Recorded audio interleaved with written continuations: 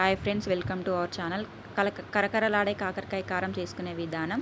ఇగో ఈ విధంగా రౌండ్గా కట్ చేసుకోవాలి. కాకరకాయలు మనము రౌండ్గా చేసుకుంటే బాగుంటాయి.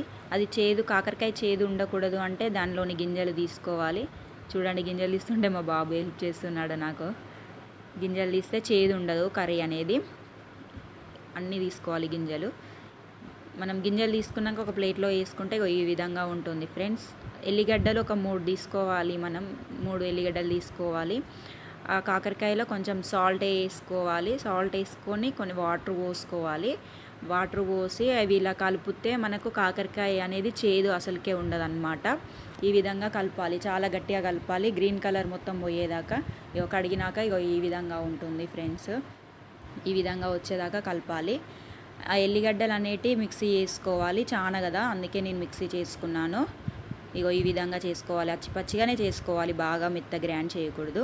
బౌల్ పెట్టుకోవాలి. ఆయిల్, కాకరకాయలు వేంపడానికని ఆయిల్ పోసుకోవాలి.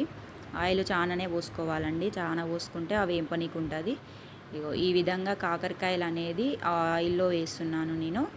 ఆయిల్లో వేసి వాటిని వేంపాలి అన్నమాట. నూనెలో మొత్తం ఇట్లా కాల్చాలి. ఫస్ట్ అయితే ఒకటి వేసి చూశాను ఫ్రెండ్స్ నేను, కాలిందా లేదా ఆయిల్ అనేది. ఇలా వేసి అన్నీ కొన్ని మనకు ఎన్ని పడితే అన్నీ వేసుకోవాలి. వేసుకొని అవి వేంపుకోవాలి. మనకు బ్రౌన్ కలర్ వచ్చేదాకా వేంపుకోవాలి. ఎంత మంచిగా వేంపుకుంటే అంత టేస్టీగా ఉంటుంది, అంత రెసిపీగా ఉంటుంది అన్నమాట కాకరకాయలు అనేవి. ఈ విధంగా వేయించుకుంటూ ఉండాలి మనం. అవి మన కలర్ వచ్చేదాకా వేయించుకోవాలి. ఈ విధంగా అయినాక తీసుకోవాలి. అవి తీసి వేరే బౌల్లో వేసుకోవాలి. వేరే బౌల్లో వేసుకొని మనం ఎన్ని కాకరకాయలు అయితే తీసుకుంటామో అన్నీ అలా చేసుకోవాలి. మళ్ళీ అందులోనే కొంచెం ఆయిల్ ఉంటుంది కదా, ఆయిల్లో పల్లీలు వేసుకొని వాటిని వేంపుకోవాలి.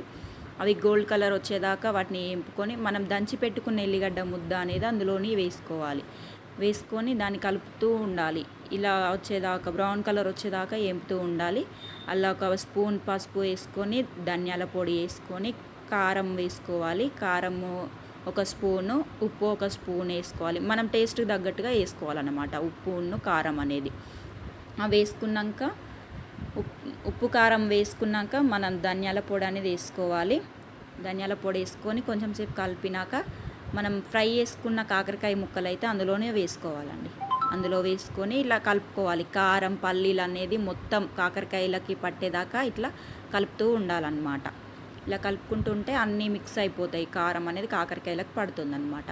ఈ విధంగా చేసుకుంటే మనకు అసలుకు చేదు అనేది అసలుకే ఉండదు. ఇట్లా మూత పెట్టుకుంటే ఆ కారం దానికి పడుతుంది అన్నమాట.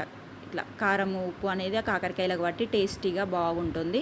మనం వేడివేడి అన్నంలో వేసుకొని తింటే చూడండి ఎంత చాలా బాగుంటుందో. మీరు కూడా ట్రై చేసి చూడండి ఫ్రెండ్స్. సబ్స్క్రైబ్ చేసుకొని వాళ్ళు ఎవరైనా ఉంటే ఛానల్ని సబ్స్క్రైబ్ చేసుకొని లైక్ చేయండి, బెల్ ఐకాన్ కొట్టండి.